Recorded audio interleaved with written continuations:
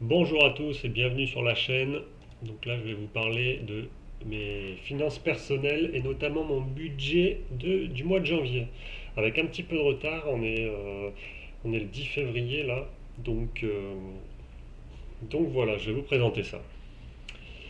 Alors comme vous voyez, il y a d'une partie les rentrées ici et ensuite la deuxième partie avec les dépenses mensuelles et c'est classé par catégorie, hein, avec toutes les catégories qui sont ici.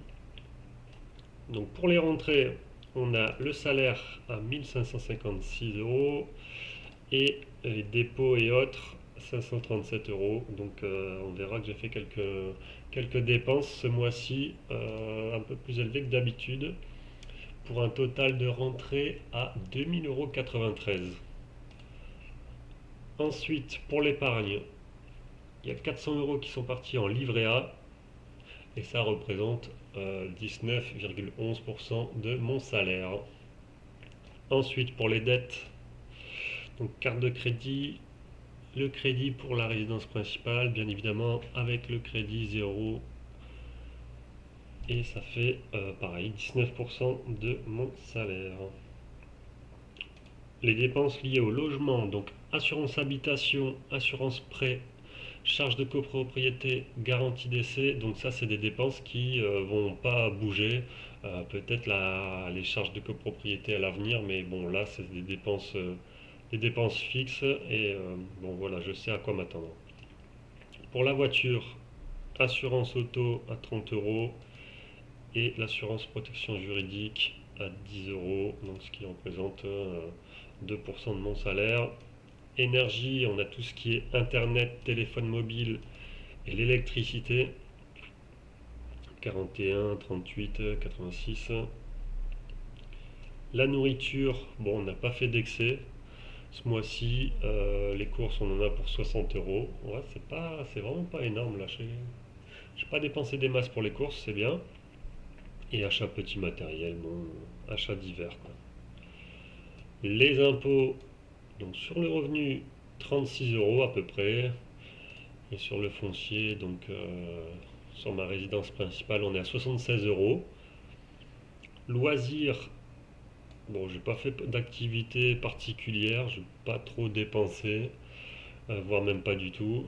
Et pour les restos, ouais, si resto, petite folie quand même, 83 euros. Bon, on est sorti avec le sport, on a fait des restos après les matchs, voilà, c'est 83 euros, ça reste 4% de mon budget, c'est pas non plus la folie.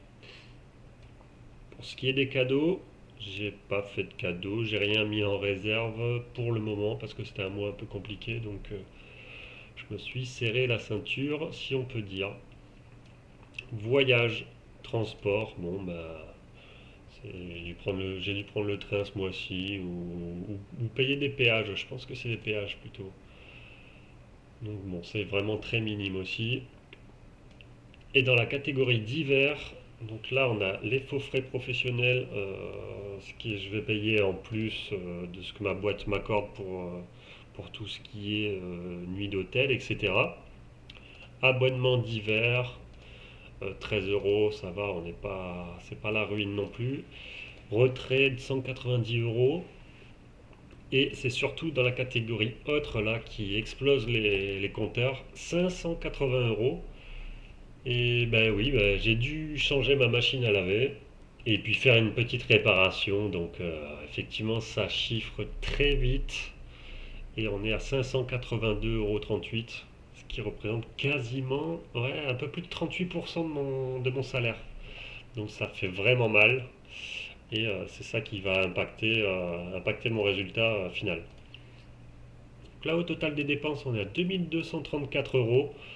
Ce qui représente 106% de mes rentrées. Et effectivement, comme vous le voyez là, mes rentrées nettes, eh ben, elles sont à moins 141 euros. Ça pique, mais bon, c'était nécessaire de toute façon de changer la machine à laver et puis de faire les réparations dans l'appartement, je ne pouvais pas y échapper.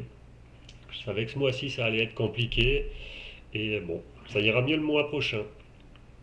Mois de février, j'aurai les primes qui vont rentrer, donc ça va faire beaucoup de bien et j'ai au moins voilà, 141 euros à aller chercher sur le mois de février. Voilà, bah écoutez, si vous avez bien aimé, on se donne rendez-vous le mois prochain pour le budget du mois de février. Allez, ciao, merci.